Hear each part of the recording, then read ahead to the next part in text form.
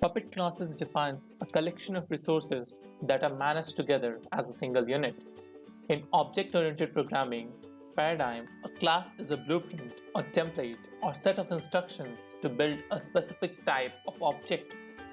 Each class should be designed and programmed to accomplish one and only one task. Because each class is designed to have only one single responsibility, many classes are used to build an entire application. In Puppet programming, the concept of classes is analogous to that of object-oriented programming. Resources can be collected, combined, and distributed together using classes. By combining resources into a class can configure large blocks of functionalities containing all the packages, configuration files, and services needed to run an application. A single manifest should contain only one class definition each. A single class can be used across multiple nodes, but each class name you use must be unique, and once declared, a class cannot be declared again on the same node. Classes begin with class keyword followed by the name of the class. Then you will write all the classes resources within curly braces. Each resources inside a class follows normal resource declaration syntax. This example class definition contains package, file, and service resources. When the classes is distributed to a node, the node will receive all this configuration together at once. Defining a class specifies the contents and behaviors of that class, but it doesn't automatically add the classes to your configuration. Similar to object-oriented programming, where you instantiate a class by creating its object, you have to declare a class in Puppet manifest file. Declaring a class adds each resources to the catalog and directs Puppet to begin managing those resources. There are two ways to declare a class in a manifest: by using the include keyword followed by the name of the class, or by using the class keyword followed by the name of the class in single quotes followed by colon and enclosed within curly braces.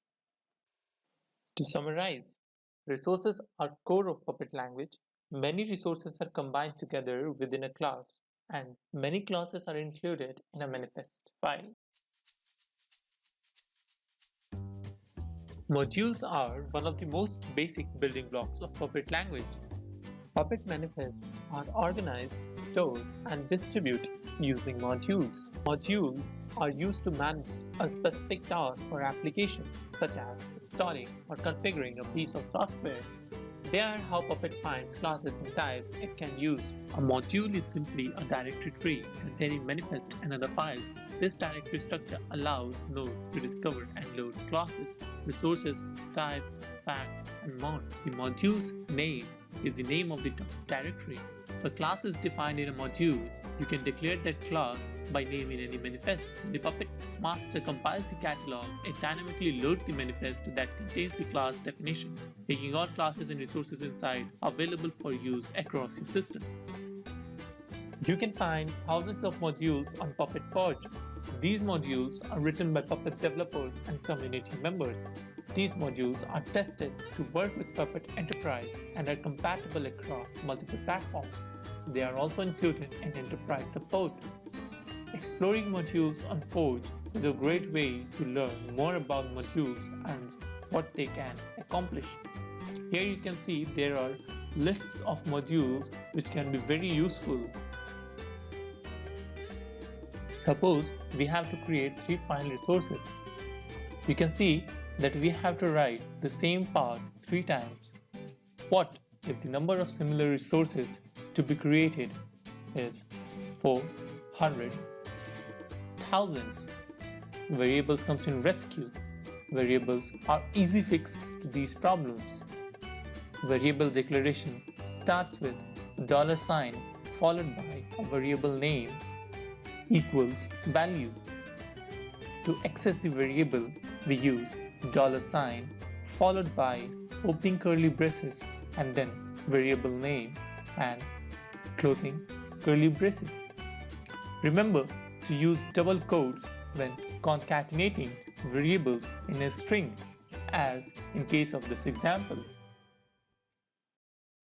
Resources inside the manifest are managed in the order they are declared. To manage resources in a specified order, we need metaparameters. There are 4 metaparameters available in Puppet language: before, require, notify, and subscribe. Here is an example package type resource which will be executed before the file type resource. The file type resource require package resource to be declared before it.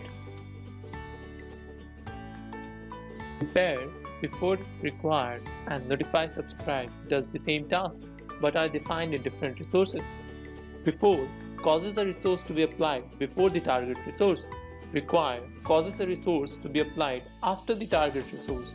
Notify causes the resource to be applied before the target resource but will refresh only if the notifying resource changes. Subscribe causes the resource to be applied after the target resource, again refreshing only if the target resource changes. In the next video, we will set up our lab on Azure Cloud and start working with all the theories we have covered in earlier videos. Hope you have enjoyed learning till now.